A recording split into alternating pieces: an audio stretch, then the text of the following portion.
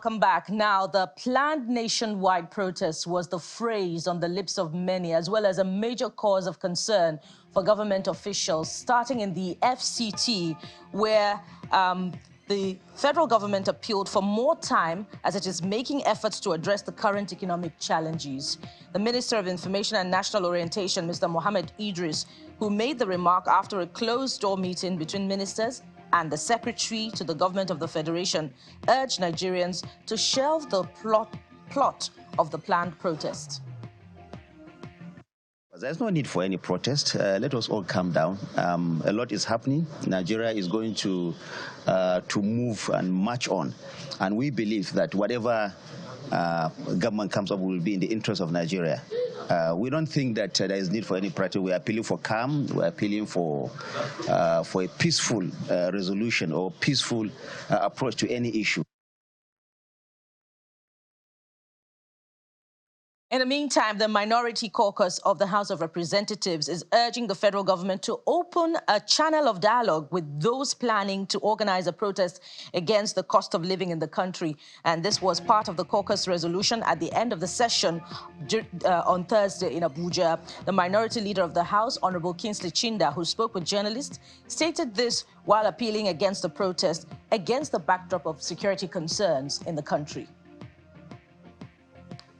And the chairman of the Progressive Governors Forum, Governor Hope Uzodimma of Imo State, has advised against the planned protests by some Nigerians, saying it is wrong timing to embark on such. Speaking with State House correspondents after meeting with President Bola Tinubu, where he was accompanied by Governor Francis Nwifuru of Ebonyi State, during which they went to formally present the former president of the Senate, Senator Pius Ayim, to the president. Senator Ayim had recently joined the All Progressives Congress. I think it is a wrong time for anybody to do any protest, because the implication of doing that, if care is not taken, is that it may be hijacked, like the NSAS experience, where criminals now hijacked and innocently conceived agitation by young Nigerians. So this is another kind of temptation that I think, too, that those behind the protest, because they have not been able to come out openly to say they are behind it, there is something that is a motive that is yet to be unraveled. So I think that we are not in support of the protest. We are not going to support any protest that has no programs, that is not discussed, that nobody knows what the problems are. Okay, if you are protesting, what do you want government to do? Because the reason for protest is that they want an issue to be addressed. What are the issues? So in my view, I think there's no need to overheat the polity, overheat our environment, and put our people in a position that the hardship that is occasioned by economic recession all over the world is further worsened. So I advise against the protest. And the people of Southeast, particularly the leadership and the Southeast Governors Forum, which I'm the chairman, were indeed very grateful. We're very happy with that. It means that the neglect we've been crying for a very long time is being addressed now by the national government. So we owe this glory to Almighty God and to Mr. President for being able to do this justice to our people. And still on the planned protest, the National Association of Nigerian Students, NANS, has threatened to take to the streets over the high cost of living in the country. The president of the Senate of the association, who spoke with newsmen at the Aminu Kano College of Islamic Studies, laments the high cost of fuel, fees, and food items. According to him, the situation is difficult for ordinary students, and they're asking the government to reverse the policies that have caused this hardship.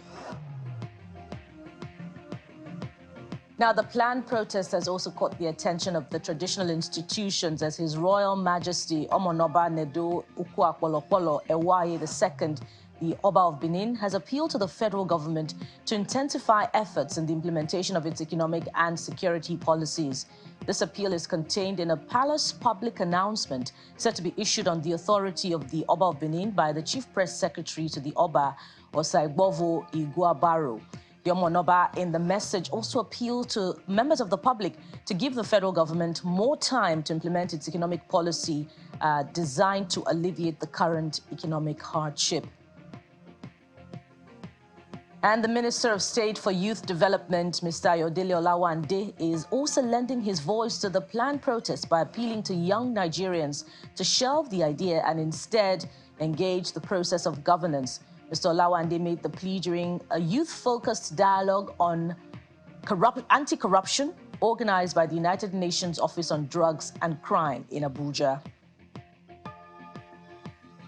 And the National Working Committee of the Labour Party is accusing the Nigeria Labour Congress and some federal lawmakers elected on the party's platform of fueling crisis in the party with the sole objective of demarketing Mr. Peter Obi ahead of 2027.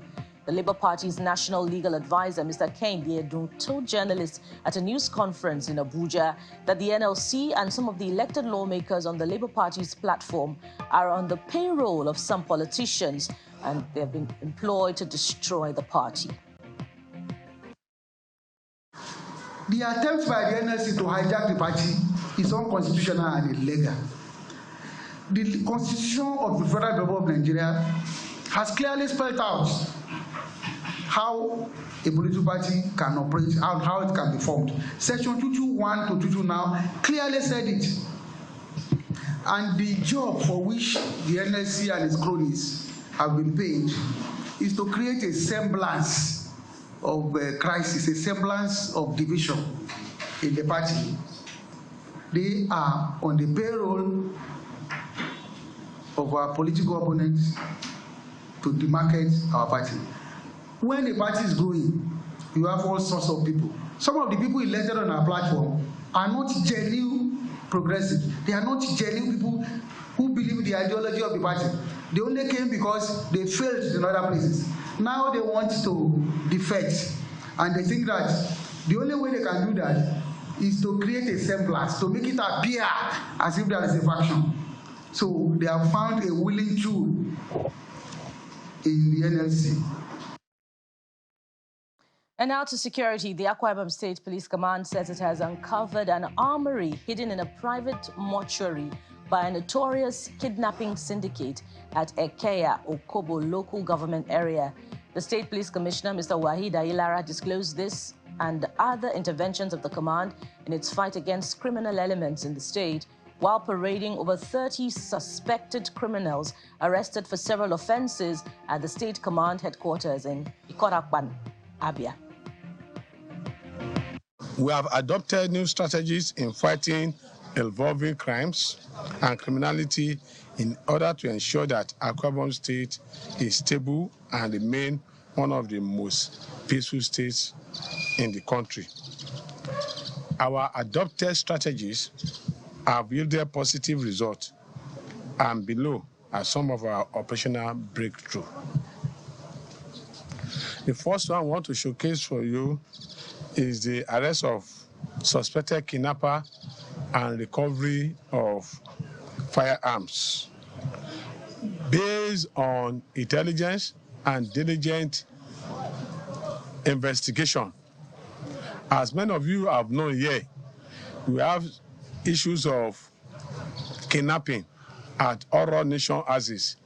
And one of our wanted kidnappers there is one Obong Efyong Ashibong, otherwise known as Condiment. Yes, we had information about him and his armory, which we diligently followed through. And in the process, we were able to recover 2 AK-47 rifles, 2 G3 rifle, 1 double barrel rifle, 1 single barrel rifle, 5 magazines, and 7 live ammunitions. And now to the economy. The Manufacturers Association of Nigeria, MAN, has cautioned the federal government against demarketing local industry. The association also called for caution from major actors government agencies and regulators in the oil and gas sector of the economy regarding the federal government Dangote refinery saga. The Director General of MAN, Mr. Segun Ajayi Kadiri, said government agencies that provide regulatory oversight functions should promote an enabling and business environment for local industries to thrive. He said no regulatory agency should cast a shadow over a homegrown investment like the Dangote refinery. And outside our shores, U.S. Vice President Kamala Harris has gone on the offensive against Donald Trump in the first rally of her White House campaign, portraying November's election as a choice between a former prosecutor and a convicted felon. Speaking to a crowd of about 3,000 in the battleground state of Wisconsin, Ms. Harris likened her Republican opponent to fraudsters she said she had prosecuted. Trump, meanwhile, assailed her record on the border and posted on social media, "Lynn Kamala Harris destroys everything she touches." It comes a day after she secured the support of a majority of Democratic delegates, paving the way for her to become the party's nominee.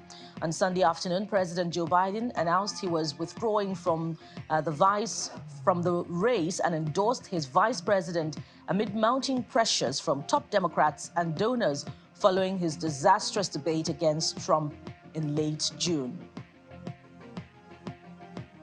And in sports, top-ranked tennis player Jannik Sinner pulled out of the Paris Olympics on Wednesday because of tonsillitis, meaning Novak Djokovic and Carlos Alcaraz will be the top-seeded men, setting up a potential gold medal rematch of the Wimbledon final.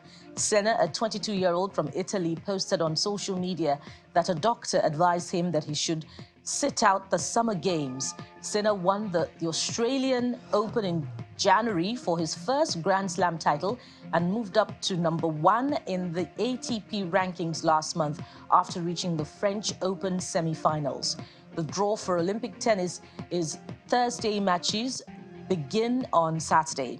Missing the Olympics is a big disappointment given that it was one of my main goals this season, Sinner wrote in Italian. I couldn't wait to have the honor of representing my country in this extremely important event.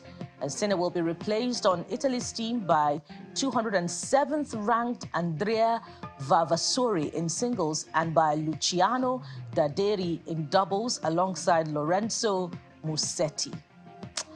What a disappointment for Sinner there, but there are always opportunities in the future and we wish him quick recovery. So what are some of your thoughts to these big stories?